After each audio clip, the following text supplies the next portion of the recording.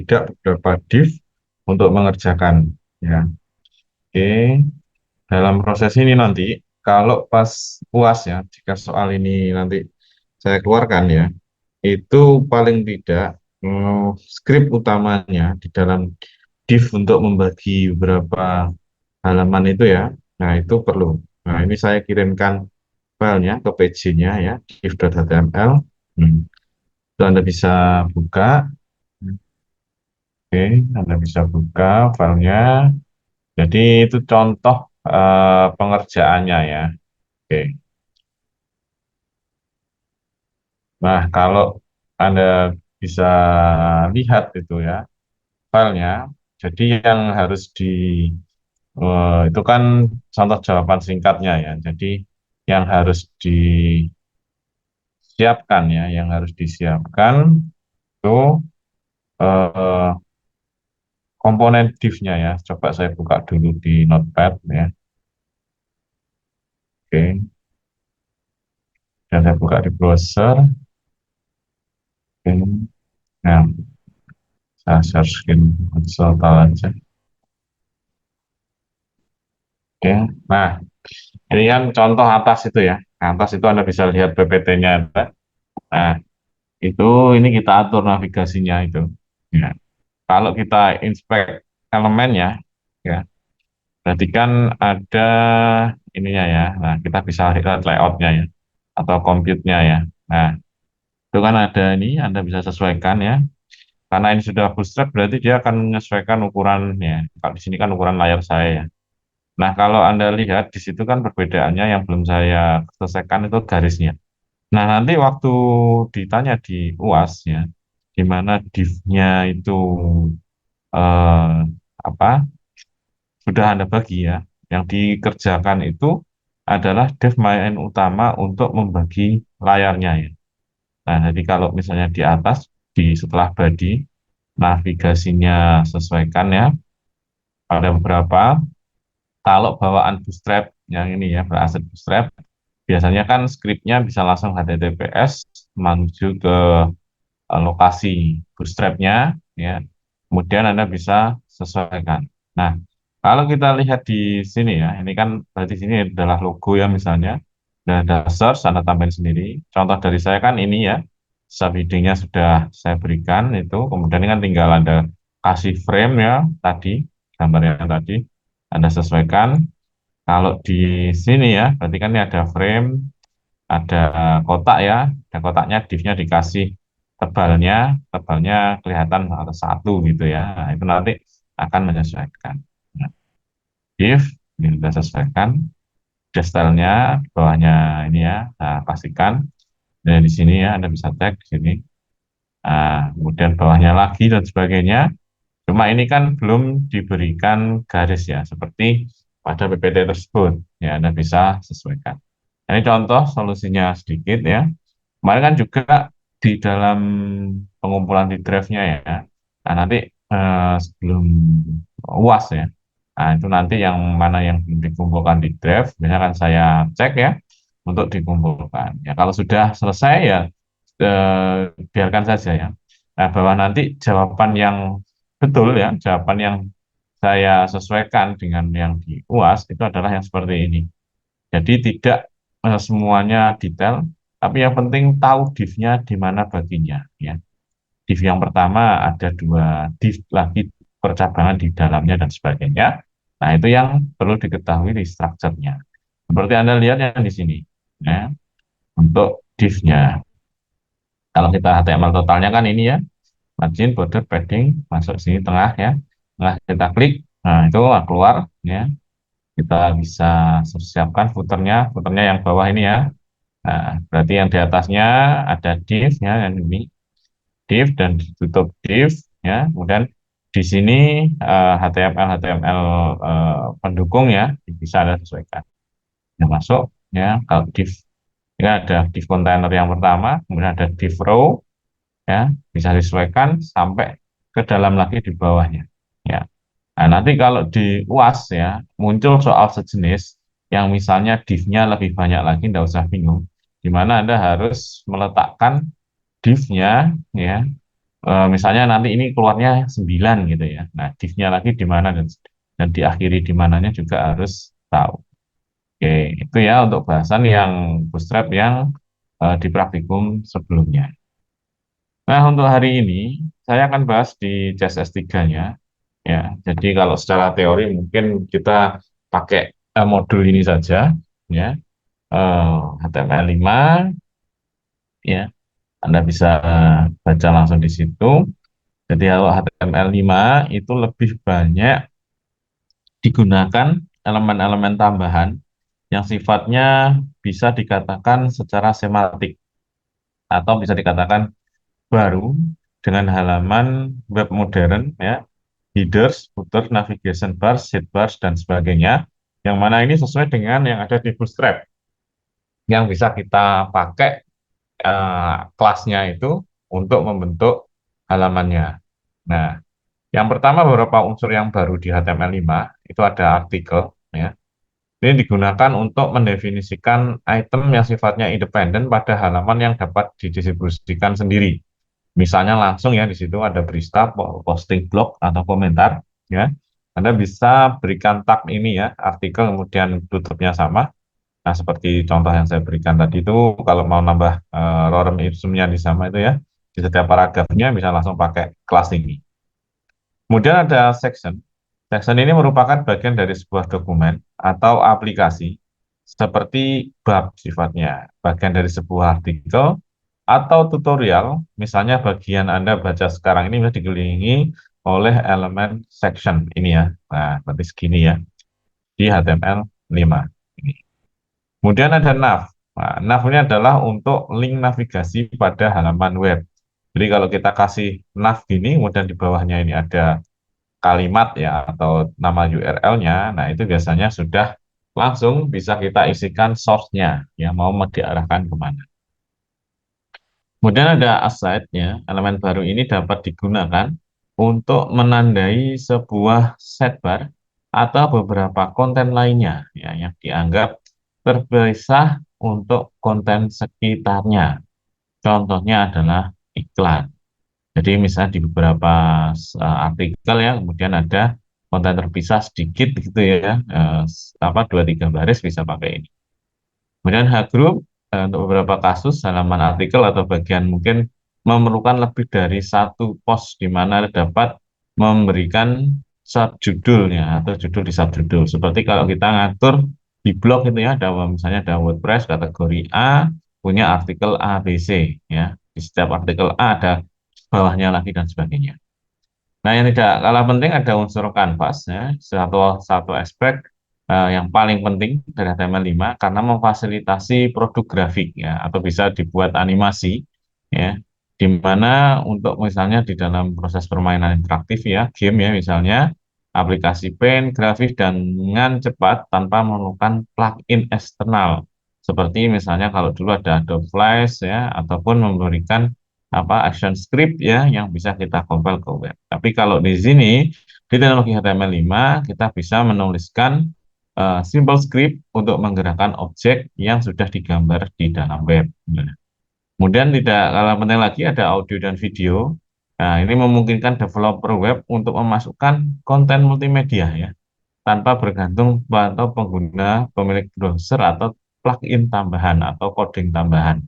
Jadi kalau di HTML5 kita kenal ada namanya tag audio dan video, itu bisa langsung memunculkan fungsi ya, misalnya player atau playlist seperti kalau Anda lihat misalnya pada streaming apa web streaming ya, seperti YouTube dan sebagainya. Nah, tag yang ini itu kalau kita aktifkan, kalau kita pakai, salah satunya akan memunculkan sebuah player ya, yang langsung dikompil oleh browsernya. Nah, beberapa di aplikasi web sebelumnya ya, itu kan ada yang sudah Anda coba mulai dari input button ya, itu kan ada button, checkbox, file, hidden image, password, preset, radio ya, submit ataupun teks ya, yang beberapa Anda coba di praktikum pertama dulu ya, yang apa yang saya berikan contoh untuk dicoba. Nah, itu kurang lebih ini itu masih dapat atau ada. Nah, kalau misalnya di dalam HTML5, beberapa tambahan input form baru yang disupport langsung tanpa kita menggunakan misalnya library-library JavaScript yang mendukung di dalam web, di HTML5 itu bisa dilakukan secara langsung. Nah, dari misalnya colors, date time, date time lokal, email, month, number, range, search style, time, dan sebagainya. Ini adalah istilahnya kalau kemarin itu adalah komponen ya, komponen baru di dalam memenuhi HTML-nya. Oke, kemudian di CSS3 sendiri, kalau yang kemarin itu sebenarnya itu masih CSS2 ya. Tiga ini perbedaannya adalah bisa ini ya, memberikan efek ya, atau istilahnya tambahan kelas yang bisa menghaluskan di bagian yang dibutuhkan. Nah, misalnya ini ya ada div selector ya yang saya pakai tadi untuk memenuhi ya di setiap elemen div-nya itu ya, kemudian di div dalamnya lagi div box dan sebagainya yang bisa kita pakai untuk membedakan hasil dari setiap jarak atau setiap desain yang kita punya. Oke, Anda bisa baca selanjutnya ya. Kemudian termasuk menerapkan warna background ya, kemudian mengubah lebar dari suatu elemen dan sebagainya. Itu ada semua di situ. Kemudian di dalam proses CSS3 itu ada yang namanya effects-nya. Nah, effects-nya itu ada beberapa ya, background, clip, origin, size, radius, image, dan beberapa sampai ke bawah ya. Dan ini biasanya kalau di custom-kan ke dalam Bootstrap ya secara langsung, di dalam Bootstrap-nya itu sudah ada. Jadi kita tinggal pakai mana yang cocok, misalnya function yang pertama nih, background. Background apa efeknya untuk yang sudah Anda pakai. Misalnya yang belakang atau yang paling tinggi, kalau kita lihat di panggung gitu ya. Nah, itu backdropnya misalnya bisa menggunakan ini ya. Paling belakangnya ya, seperti contoh kalau di dalam web itu yang paling belakang, itu bisa kita kasih ini. Ya, background, terus warna, ataupun memberikan source menuju ke lokasi gambar. Oke, kemudian ada layout multi column, mungkin untuk teks yang tersebar di sebuah kolom, seperti yang terdapat pada majalah atau koran, ya, bisa multi column, itu bisa diatur secara langsung di dalam tag HTML5 itu. Nah, jadi tidak bikin tabel-tabel yang banyak, kemudian teksnya diisi enggak ya, tapi bisa secara langsung menggunakan layout yang namanya multi column. Kemudian web font ya juga sama, web fontnya juga bisa kita samakan ya. Kalau misalnya di Google itu ada Roboto dan sebagainya. Nah itu ada ini kelasnya, ada font fit dan Anda bisa tambahkan. Berarti kan ini meload fontnya secara langsung ya. Atau bahkan tidak usah kita install di komputer kita ya.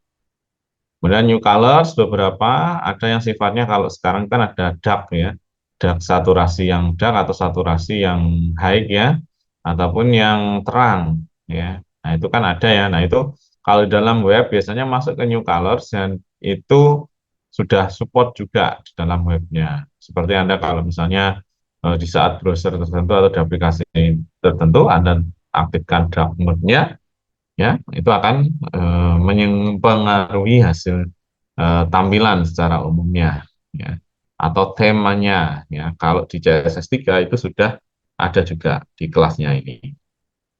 Kemudian beberapa catatannya dapat itu Jangan HTML ya sama seperti yang sebelumnya di CS2 bisa inline dengan web ya cuma dia mungkin ada sedikit scripting JavaScript-nya di level CSS-nya itu untuk memudahkan apa ya istilah memudahkan penggunaan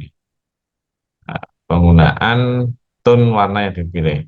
Dan ada embed audio video secara langsung ya itu nanti ya kita akan coba bikin misalnya YouTube sederhana ya. Integrasi yang lebih baik dan aplikasi web dan pemrosesan ya.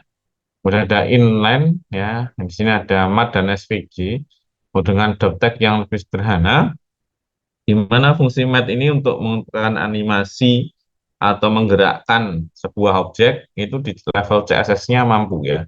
Jadi kalau di level CSS di versi 3 ini, nah itu bisa menggerakkan objek secara langsung ya, ataupun di HTML5-nya ya.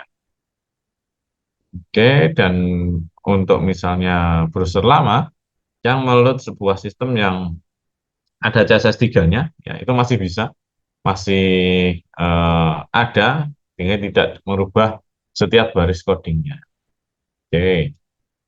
Kemudian perbedaannya dengan HTML4 yang Anda pakai kemarin ya di beberapa pertemuan di teori awal, kalau di HTML dapat ditipe dengan teks atau HTML atau XML tipe datanya.